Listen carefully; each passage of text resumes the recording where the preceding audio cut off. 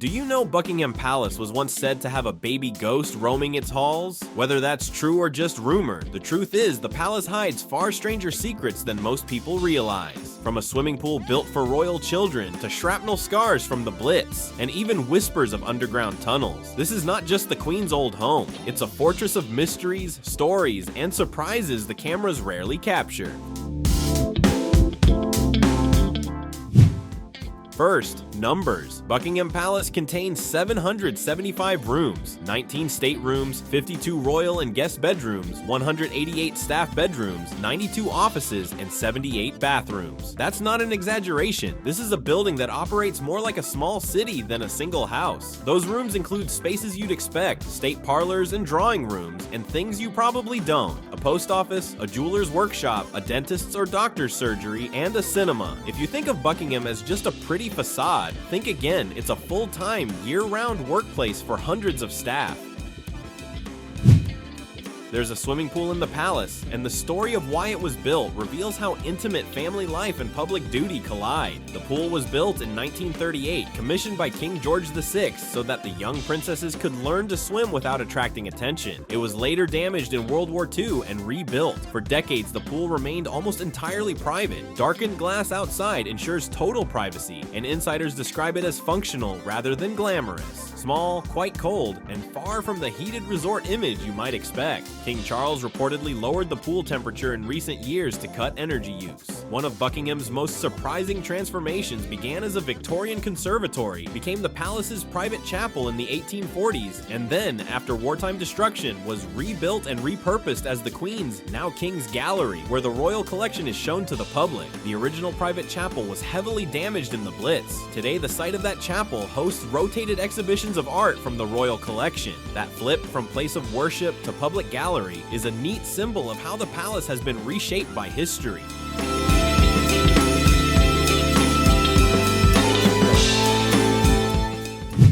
The Blitz left the palace marked. Buckingham Palace was hit several times in 1940. Records show damage to windows, rooms, and conservatories, and members of the royal family witnessed the raids firsthand. Contemporary letters and photos document shattered panes and shrapnel holes. The bombing changed not only the bricks, but public perception. The King and Queen staying in London during bombings became a powerful symbol of solidarity with the British people. Those wartime marks were later repaired, but the memory remains part of the palace's story.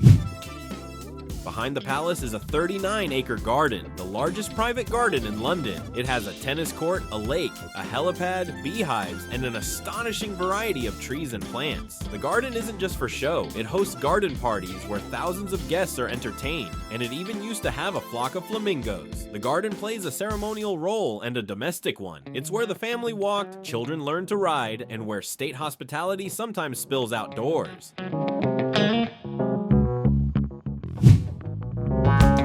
The palace runs like a small municipality. It has its own post office, a jeweler's workshop, a doctor's surgery, and a cinema for private screenings. These aren't tourist gimmicks. They're practical responses to living in a working, highly secure household where everything from medical care to mail often happens on site. The Royal Collection Trust and Royal Household Fact Sheets list many of these service rooms, proof that palace life mixes pomp with surprisingly ordinary logistics. The palace even has a jeweler's workshop where the royal collection and official regalia are maintained.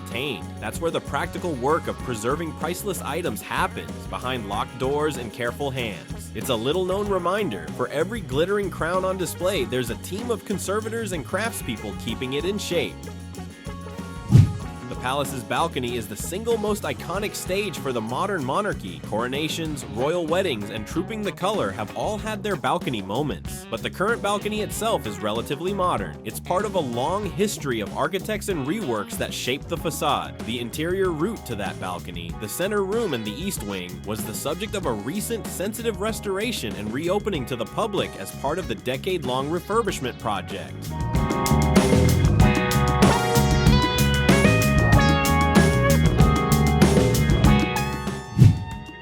Buckingham Palace is old and it needs care. In 2016, the government and royal household agreed to a major refurbishment, originally estimated at about £369 million, to upgrade boilers, wiring and plumbing, and prevent catastrophic failure. The cost and the way it's funded stirred debate. The work is paid in part from the sovereign grant, tied to Crown Estate revenues, and critics asked whether the palace should be so taxpayer-funded. Regardless of the politics, the scale of the works is vast. The East Wing restoration alone reopened publicly in recent years as part of staged phases.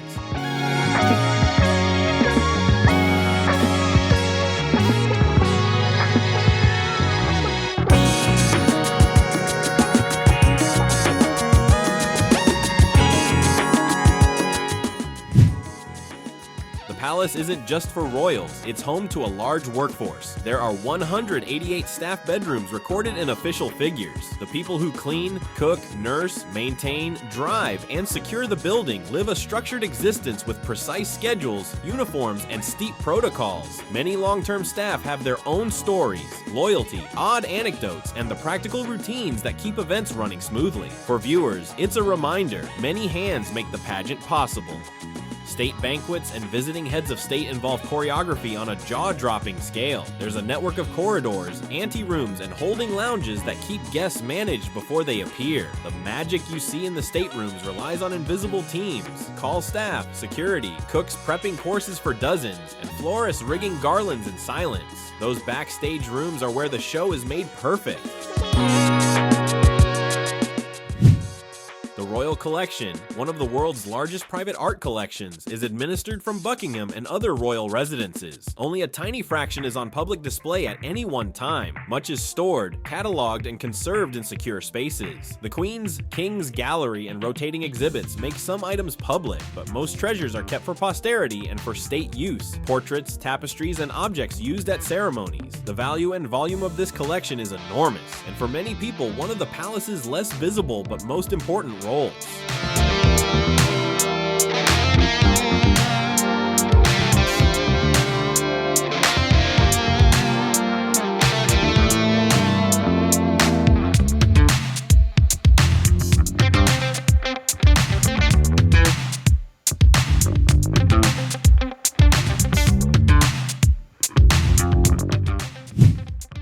Buckingham has its share of stories that sound like folklore. There are ghost stories, staff and visitors throughout the centuries have recounted apparitions and odd noises, and there are true strange intrusions. One famous example is the boy Jones, a teenage stalker who broke into the palace repeatedly in the late 1830s and early 1840s, reportedly sleeping under a sofa and stealing food. Those episodes led to tightened security and a very different view of palace vulnerability. Some spooky tales are just gossip, others, like Boy Jones, are recorded in the historical record.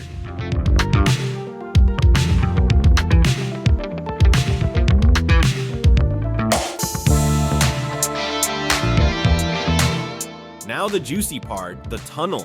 Rumors persist that Buckingham Palace links by underground passages to Whitehall, the Houses of Parliament, even Clarence House. It's easy to see why the stories endure. Whitehall has known wartime and government tunnels, and secure passageways were built in World War II. But historians and trustworthy guides warn many of the tunnel stories are unproven or exaggerated. In short, subterranean infrastructure exists in central London, and secure wartime and utility routes exist, but claims of a Hollywood-style labyrinth under the palace connecting every major landmark should be treated as rumor unless solid evidence is shown. We'll put the tunnels in the conspiracy box. Fun, plausible, but unproven.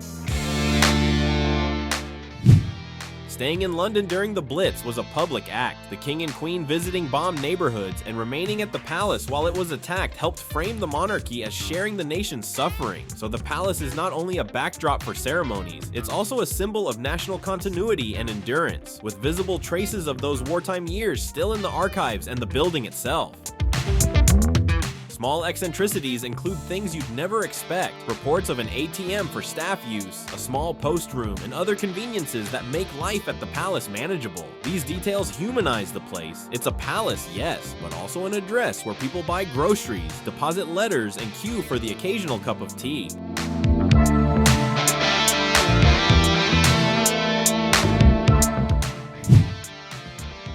recent decades, the royal household opened more of the palace to the public. Seasonal stateroom tours and the King's Gallery exhibit treasures, partly to fund upkeep and partly to demystify the monarchy's role. Still, the majority of the spaces remain private for official use. The balance between privacy, historic stewardship, and public accountability is a continuing negotiation. The refurbishment program aims to preserve the building into the 21st century while allowing limited public access in staged ways.